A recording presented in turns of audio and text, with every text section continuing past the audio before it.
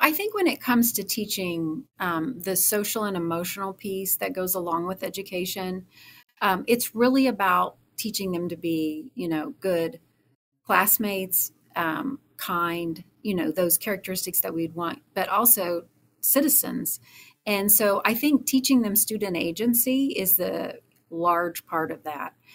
Helping them to learn how to navigate those social situations and how to really advocate for themselves and what their needs are. And UDL really supports that because it does elicit student feedback. I think PBIS does a good job of helping to support that because it really puts a structure in place for what expectations are. So our kiddos know when they walk in the door what the expectations are, whether that's to be respectful, responsible, safe. I also think that morning meetings do a really good job of supporting that. And we've done a lot of work in the last few years around morning meetings and really making those focused on those social stories that we want, that diversity, that equity, that inclusion piece.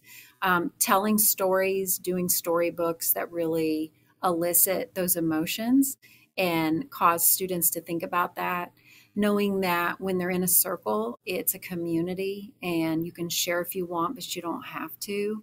And then also, too, being very mindful and intentional about not asking questions that marginalize.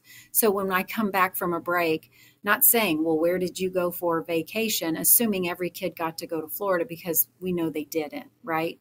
So asking questions that don't prevent a student from sharing what they did, but asking questions that really make sure they speak to the ability for all kids to feel like they're included in that conversation. And I think that is a very, very powerful piece.